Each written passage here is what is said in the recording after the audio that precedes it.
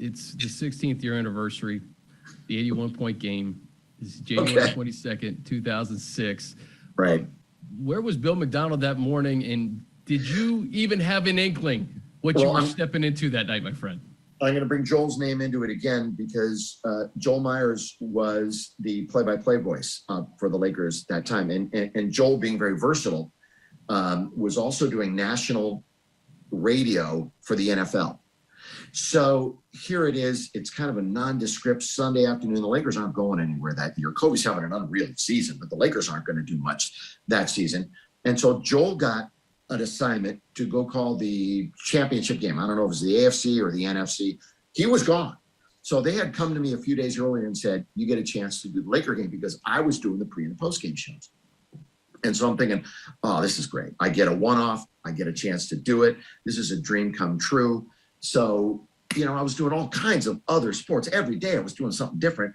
But here it is, getting a chance to do the Lakers. So, I prepared just like I normally would. You're in there, you're working hard. And to get a chance to sit along with Stu, that was something special. And it wasn't much of a game. It wasn't much of a game in the first half. Lakers weren't doing anything. They were way down. Kobe was having a decent game. But, then stuff started happening in the second half, and Stu and I started looking at each other.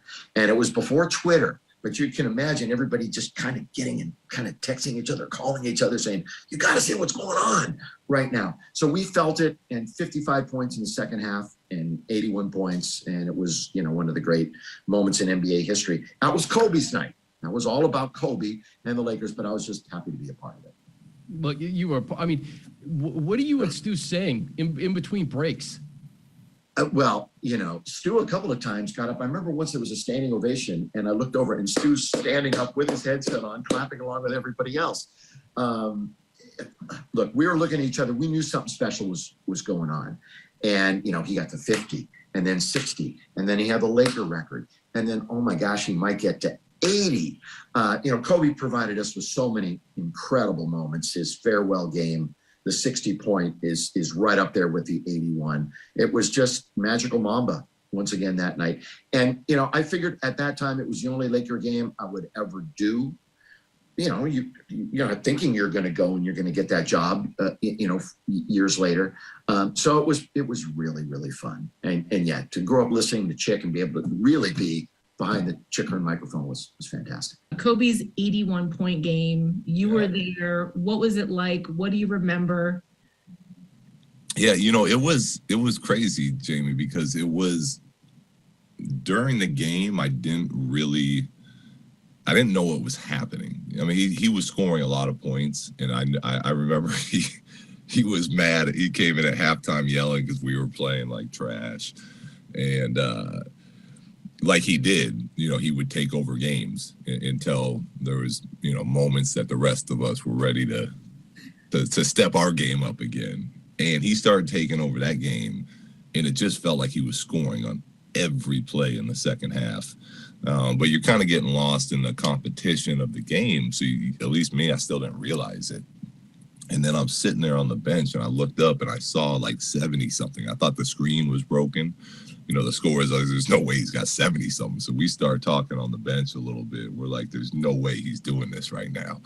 And granted, he was shooting every time down court too. But it really wasn't until the game was over and I got that final stat sheet and saw the 81 in there that I had realized what he had just done.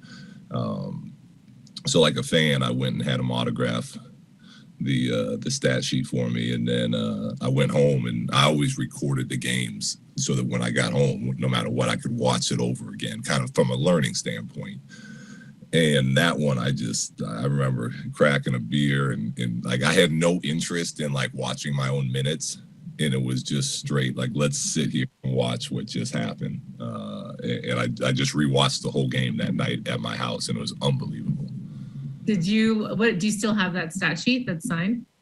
Oh yeah, I got the stat sheet and like the game ticket. I was so impressed. I came in again the next day, and I had like the ticket from the game. I forget who came to that game and my tickets, but I had them sign the ticket too. That's cool. Did you guys celebrate it at all at any point? I mean, we didn't celebrate it in your traditional style. We celebrated like teammates celebrate, where there was a lot of, What does that mean? well, just, drinking, trash talking, calling them a ball hog. But like, there was never like that moment of of serious talk of like, hey, congratulations, you had 81 points. It was much more of like, this is unbelievable, and it's crazy how good this our teammate is at basketball. Like, it was unbelievable. It was really like, when you're at that level, you don't really get in awe very, very, very much, because you're playing with the best players in the world. We knew like we had the guy on our team that was better than all the other best players in the world. But it was pretty awesome. That is fantastic. I love that you like went home and watched it with a beer. That's so great. Yeah, well, normally after games, whether you play good, you win or lose, you kind of go home, and I would sit in. I'd always sit in my room by myself, lock the doors, and nobody bothered. Like, this is work. Like, I want to rewatch the game from and really pick it apart.